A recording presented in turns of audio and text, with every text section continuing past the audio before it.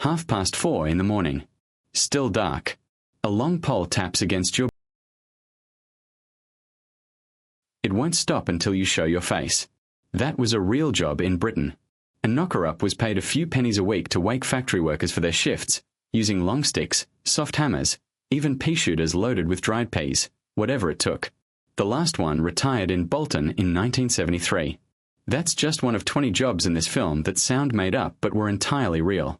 Some you'll remember, some will surprise you, and one of them, near the end, still exists today. From wake-up calls to urgent messages, the telegram boy. Teenagers employed by the General Post Office rode through Britain in smart uniforms and caps on bright red motorbikes. A telegram could bring congratulations and weddings, but during and after the wars, when one of those boys turned into your street, everything fell silent. Neighbors stopped work. People watched from behind net curtains, because that telegram might be the worst news a family would ever receive. The boys were expected to behave like soldiers. Daily inspections, polished badges, press trousers. By the mid-1960s, fewer and fewer people were sending telegrams as the telephone took over. British Telecom ended the service on the 30th of September, 1982. After 139 years, the last telegram in Britain was delivered. Not every arrival brought news like that. Some brought sparks. You'd hear him before you saw him, a bicycle or handcart rattling along the pavement. To his back wheel. He flew the stone and sent a shower of orange sparks across the street. Every kid came running. Mothers brought out kitchen knives, scissors, garden shears. He sharpened the lot on the doorstep. Stainless steel blades that kept their edge, plus cheap replacement knives from the high street, put the knife grinder out of work by the early 1970s. At mid-morning, the corridors filled with another familiar sound. If you worked in an office or a factory between the 1950s and the early 1980s, you knew the tea lady, the rattle of the metal trolley, the hot water urn, the tray of cups, a biscuit, or a digestive. She knew exactly how every single person in that building took their tea. 2 sugars for Mr. Henderson, no milk for Sandra in accounts, strong enough to stir with a fork for the lads in the loading bay. The tea lady kept the place running. She knew the gossip, she knew who was struggling, and if someone looked rough on a Monday morning she might bring them a biscuit without being asked. Vending machines replaced her in the 1980s. Outside, another ritual ran the roots of our towns. Before the 1980s, you didn't pay the driver. You were met by the conductor, usually on the open platform at the back. Gibson ticket machines were strapped across their chests, a leather pouch full of change on their hips. They'd ask your destination, click the dials, crank the handle and tear off your ticket. 2 rings on the bell meant go. 1 ring meant stop, the only way conductor and driver communicated. Female conductors were called clippies, a name from the war years when women took the role. Some clippies became local legends. Managed rowdy schoolchildren and knew every stop. Buses started running with just a driver.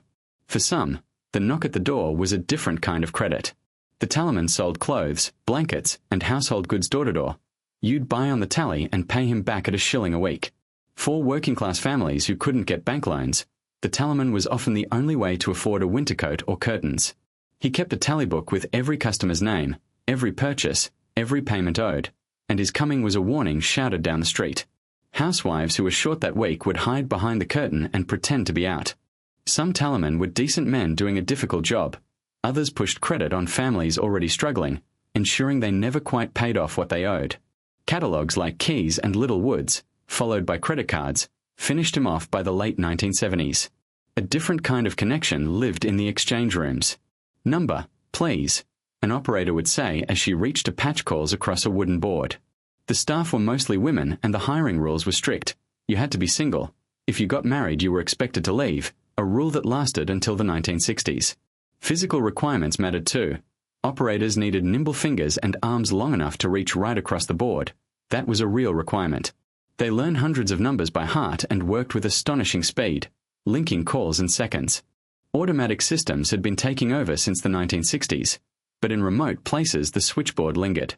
The last manual telephone exchange in Britain closed at Portree on the Isle of Skye. People relied on a very and carried, man after man, along narrow alleyways and up garden paths, in rain and frost. The coalman wore a leather hood, his face and hands black with dust, the so-called coal tattoos that never quite washed out. When the coal lorry pulled up, children ran to watch as he heaved sacks from the truck, carried them to your bunker or cellar, tipped the coal in, and moved to the next house, leaving a trail of black dust down the street. Clean Air Acts and North Sea Gas ended the coalman's rounds in most towns by the 1970s. Some jobs were literally under your feet. Bowling alley pinsetters did the unseen, repetitive work between frames. Teenagers sat on narrow shelves above the pins. When a ball smashed into the lane, they dropped down, cleared the mess, set the pins back up by hand, and climbed out of the way before the next ball came flying at their legs. They got paid a few pennies a game. It was loud, hot, and you could be hurt if you weren't quick enough. The automatic pinsetter arrived in British alleys around 1961. By 1963, the human version was gone. Across the decades, nightlife and public venues shifted too. In nightclubs, theatres, and cinemas through the 1950s and 60s, the cigarette girl walked between the tables at the interval with a tray around her neck, selling players, woodbines, cigars, and matches. Vending machines and falling smoking rates saw the cigarette girl vanish from most places by the mid-1970s. Before the supermarket changed everything, there was the milkman, glass bottles on the doorstep before 6. In the early days, the horse often knew the route better than the milkman. It would walk to the next house. Notes and coins were tucked under empty adjusted orders and often checked on vulnerable customers. Horses went in the mid-1960s. Electric floats followed, and supermarket dominance and bigger fridges erased most milk rounds through the 1990s. Lifts once had attendants, white gloves, a smart cap, a neat uniform, in every big department store, Harrods, Selfridges, Louis Debenhams. Early lifts had to be stopped by hand and leveled precisely.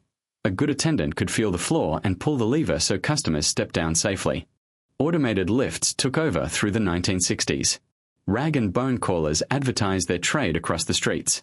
The rag and bone man came with a horse and cart or a battered flatbed truck, collecting old clothes, scrap metal, and broken furniture, recycling before recycling was a thing. For kids, he was better than the ice cream van. Hand over an old jumper and you might get a balloon. By the late 1970s, the horse and cart had mostly gone. Most families in the 1960s and 70s rented their televisions from radio rentals, DER, or Rumbelows.